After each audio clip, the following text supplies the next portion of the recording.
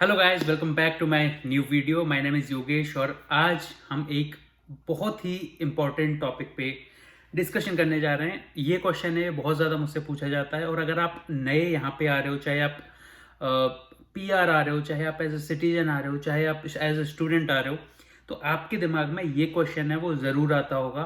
और ये बहुत ज़रूरी भी है अगर आप कनाडा में आ रहे हैं या फिर किसी भी कंट्री में, फॉरेन कंट्री में जा रहे हैं, तो ये क्वेश्चन आपके दिमाग में ज़रूर आता होगा कि अगर आप वहाँ पे जा रहे हो तो ट्रांसपोर्ट के लिए आपको पब्लिक ट्रांसपोर्ट यूज़ करना चाहिए या खुद की कार लेनी चाहिए।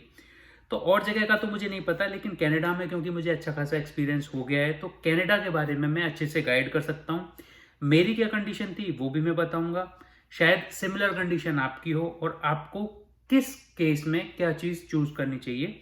तो ये सारा डिस्कशन हम इसमें करेंगे कि कितना खर्चा आ सकता है, किस स्टेज पे जाके आपको कैसे डिसीजन लेने चाहिए जो आपके लिए बर्डन, फाइनेंशियल बर्डन नहीं बने।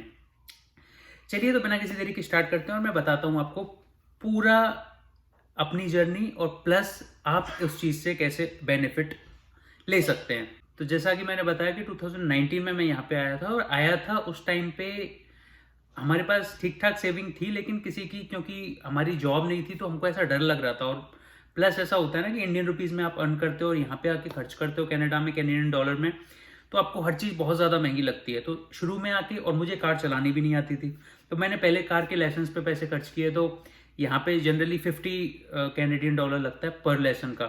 तो मुझे बिल्कुल भी नहीं आता था, तो मुझे सीखने में भी कम से कम 20 के आसपास लेसन लेने पड़े।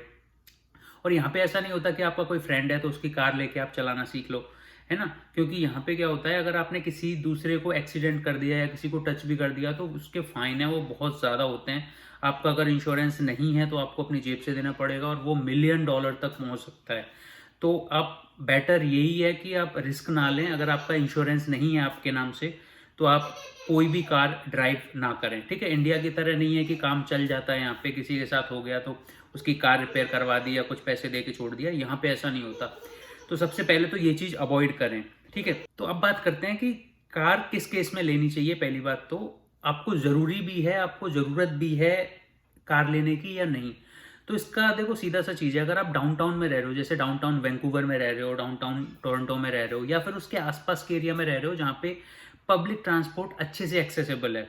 जैसे मैं वैंकूवर साइड की बात करूँ तो अगर आप बर्नबी में रह रहे हो, रिचमंड में रह रहे हो, सरी में रह रहे हो, ठीक है, तो इन एरिया में क्या है कि स्काई ट्रेन है, स्काई ट्रेन वो पूरा अच्छे से कनेक्शन है। तो आप उस केस में बजाय कार लेने के, चाहे आप स्टूडेंट हो, जनरली स्टूडेंट होते हैं वो बड़े शहरों में ही अपना कॉलेज चूज करते हैं, तो बजाय कार लेने के, क्योंकि देखो शुरू में आओगे आप कार लोगे, कार की आपके पास इंडियन ड्राइविंग लाइसेंस होगा। तो जैसे मैंने ली थी तो मेरे पास इंडियन ड्राइविंग लाइसेंस था, मैंने कार भी ले ली थी उस टाइम पे।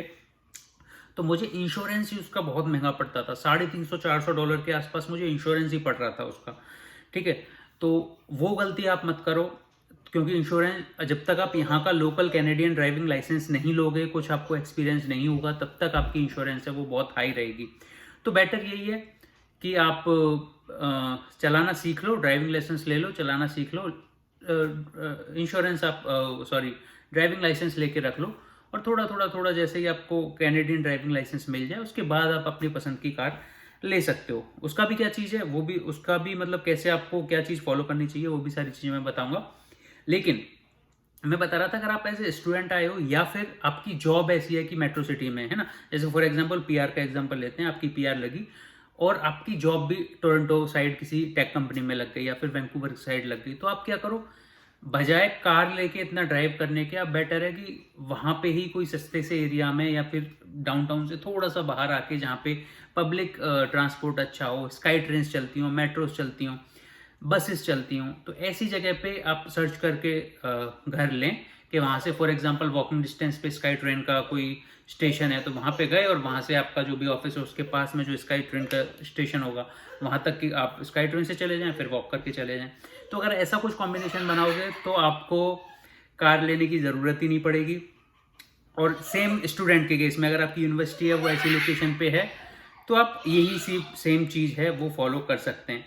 लेकिन दूसरा केस आ जाता है कि आपके पास कोई जॉब नहीं है या फिर आप एज ए स्टूडेंट, जैसे मेरा केस था, ठीक है, आप किसी छोटे शहर में रह रहे हो जहाँ पे बाकी खर्चे तो कम है लेकिन पब्लिक ट्रांसपोर्ट इतना अच्छा नहीं है। जैसे मेरे केस में देखते हैं तो यहाँ पे पब्लिक ट्रांसपोर्ट है वो इतना ज़्यादा अच्छा नहीं है। तो यहाँ से अगर मुझे वैंकूवर भी जाना है तो 2-3 बस बदलनी पड़ती हैं और करीब 3 घंटे मुझे लगेंगे वैंकूवर जाने में। लेकिन अगर कार होगी तो कार से हो सकता है मैं 1 घंटे से कम में भी वैंकूवर पहुँच जाऊँ। तो अगर आप ऐसा केस है तो आप क्या करें, पहला स्टेप आपका ये रहना चाहिए कि पहले कार चलाना सीख लें। यहाँ पे अगर आपको आती भी है ना ऑलरेडी, फिर भी यहाँ पे लेसन लें। क्यों? क्योंकि यहाँ पे आपको प्रैक्टिस में होता है इंडिया वाला, यहाँ पे अलग ही वो रहता है और यहाँ पे रूल भी प्रॉपर फॉलो करने पड़ते हैं। कई रूल ऐसे होंगे जो आपको, उनके साइन बोर्ड्स अलग होंगे, है ना, चीज़ें अलग होंगी। तो आप यहाँ पे आएँ, पहले सारे यहाँ पे लेसन लें। यहाँ पे एग्ज़ाम होता है ड्राइविंग लाइसेंस का, वो एग्ज़ाम दें, एग्ज़ाम क्लियर करें और अपना ड्राइविंग लाइसेंस एक बार टेस्ट दें और ड्राइविंग लाइसेंस आपको मिल जाएगा। एक बार इतना काम हो जाए फिर आप कोई सस्ती सी कार लें, जैसे मैंने किया था। पहले एक छोटी सी कार ले ली जो भी, क्योंकि देखो शुरू में इसका मतलब ये नहीं है कि आप अच्छा ड्राइव नहीं कर रहे इसलिए ख़राब कार ले रहे हो, पुरानी कार ले रहे हो। उसका मतलब ये है कि क्योंकि शुरू में आए हो, आपकी फाइनेंशियल कंडीशन बहुत अच्छी नहीं है। फॉर एग्जाम्पल आपकी जॉब भी नहीं लगी है, जॉब लग भी गई तो लो पे वाली जॉब है, तो वहीं पे ही अगर आपने फॉर एग्जांपल नई कार निकाल ली और आपकी सैलरी मान लो $2,500 है, उसमें से $500-600 आप डाउन पेमेंट या कार की EMI भर रहे हैं, तो उससे बेटर है कि कुछ ऐसा पीस ऑफ माइंड आपके पास होना चाहिए। शुरू में आए हो तो कोई सस्ती सी कार ले लो जो $4-5 हज़ार की, आप कैश में पे करके एक बार खर्च करके उसको ले लो, फिर आपको पीस ऑफ माइंड रहेगा कि इसकी मुझे कोई हर महीने EMI नहीं भरनी है। ठीक है, जैसा मैंने किया था। जैसे आपकी फाइनेंशियल कंडीशन थोड़ी और अच्छी हो तो जो भी आप अफोर्ड कर सकते हो उसको बेच के दूसरी और ऐसी कार ले लो। तो ऐसा करके धीरे धीरे धीरे जैसे आप जितने ज़्यादा स्टेबल होते जाओगे वैसे ही अपना लाइफस्टाइल है, अपना लिविंग स्टैंडर्ड है वो बढ़ा सकते हो। तो देखो ये चीज़ होती है कार के बारे में, मैंने ये सारी चीज़ बताई। अब बात करते हैं खर्चे की, खर्चा कितना होता है, कितना खर्चा एक्सपेक्ट कर सकते हो अगर आपने कार लेनी है। तो शुरू में मैंने बताया अगर आपके पास इंडियन लाइसेंस है और तभी आपको ऐसा जल्दी है, ऐसी कुछ इमरजेंसी है कि आपको लेनी पड़ेगी कार, तो आप एक्सपेक्ट करो $300-350 इसका खर्चा आएगा।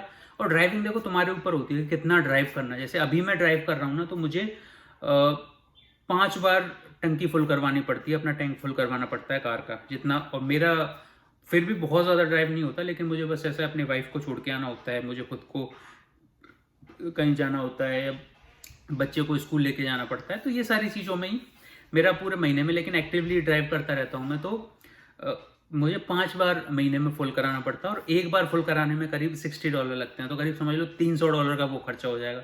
और अगर आप इंडियन लाइसेंस है आपके पास 300-350, तो आपका मतलब है, इसका मतलब है $650 के आसपास का आपका खर्चा होगा केवल कार का। ठीक है, ये तो मैंने मोटा मोटा खर्चा बताया। अगर इसके बाद अगर कुछ कार में कुछ प्रॉब्लम हो जाए, जनरली यहाँ पे ऐसा होता नहीं है। कार वगैरह मैंने ली है तो बस वो ऑयल वगैरह चेंज करवाना है, ऐसा कुछ है, उसके लिए मैं लेके जाता हूँ। नहीं, 3 कार मैंने चेंज की है, कभी भी ऐसी कोई खास प्रॉब्लम मेरी किसी भी कार में नहीं आई।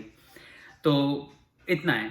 लेकिन अगर यहीं पे जैसे आपके पास कैनेडियन ड्राइविंग लाइसेंस आ जाता है, तो शुरू में जैसे मैंने भी कैनेडियन ड्राइविंग लाइसेंस लिया था, उसके बाद मेरी जो इंश्योरेंस की कॉस्ट है वो 350 से घट के कुछ 250 के आसपास हो गई थी ना, 220-250 ऐसा हो गई थी। लेकिन घटते घटते घटते अभी मुझे 2-2.5 साल हो गए, तो अभी मेरी इंश्योरेंस है केवल $150 जाती है।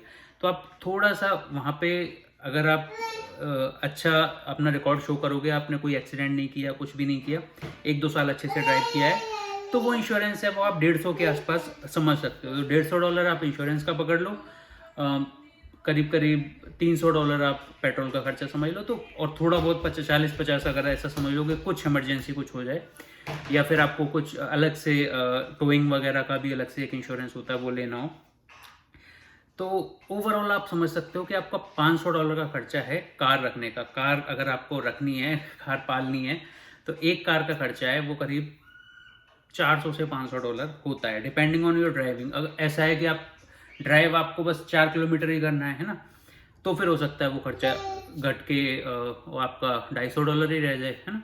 तो वो डिपेंड करता है, लेकिन ऑन एन एवरेज अगर देखोगे तो 400 के आसपास आप एक्सपेक्ट कर सकते हो केवल कार का खर्चा। तो अब आओ तो अपने हिसाब से प्लान करो कि क्या आप $400 केवल कार पे खर्च करना आपका बनता भी है, नहीं भी बनता।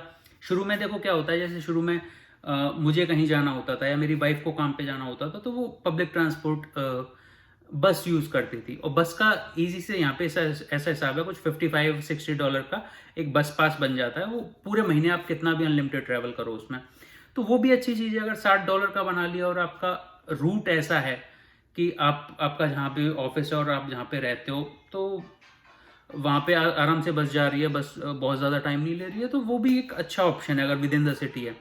लेकिन कई केसेस में क्या होता था, जैसे अभी मेरी वाइफ का है 3 दिन यहाँ पे मैं रहता हूँ एबसफोर्ड में, यहाँ पे रहता है क्लिनिक, 3 दिन सरी में रहता है। तो एबसफोर्ड में रहता है, वहाँ पे भी उसको कार से छोड़ के आऊँ मैं 5 मिनट लगते हैं। लेकिन अगर वो पब्लिक ट्रांसपोर्ट करती थी तो पब्लिक ट्रांसपोर्ट से उसको पहुँचने में आधा घंटा पौना घंटा भी हो जाता था, क्योंकि बस आएगी तभी आएगी। आधा घंटे में एक बस होती थी, बाई चांस एक बस मिस हो गई तो अगली बस फिर आधे घंटे के बाद आ रही है। तो टाइम, अगर आपको टाइम की वैल्यू है कि भाई पैसे की मुझे इतनी ज़्यादा दिक्कत नहीं है लेकिन टाइम मेरा बचना चाहिए, मैं काम करके थक जाता हूँ तो मुझे फालतू में घर जाके आराम करना है, मुझे फालतू में टाइम वेस्ट नहीं करना, तो उस केस में आपके लिए कार बेस्ट है। लेकिन अगर आपको लगता है कि यार पैसे की मुझे बहुत ज़्यादा ज़रूरत है, पैसा मेरे पास है नहीं, शुरू शुरू में बड़ी तंगी का माहौल चल रहा है, तो बेटर ये है कि आप एक $60 का पास ले लें और उस पास से ही ट्रैवलिंग करें। जब आपके पास ठीक ठाक अमाउंट हो जाए और जब आपको लगे कि नहीं मेरी टाइम की ज़्यादा वैल्यू है, अभी मैं आराम से अफोर्ड कर सकता हूँ इस चीज़ को, तो फिर आप एक बेसिक सी कार से ये पूरा सफ़र है वो स्टार्ट कर सकते हैं। आई होप आपको ये वीडियो अच्छा लगा होगा। अगर वीडियो अच्छा लगा तो उसको लाइक करो, कमेंट करके बताओ आपको ये वीडियो कैसा लगा, और अभी तक आपने अगर चैनल को सब्सक्राइब नहीं किया है तो प्लीज़ इस चैनल को सब्सक्राइब करो। मिलते हैं नेक्स्ट वीडियो में, तब तक के लिए टेक केयर, बाय बाय।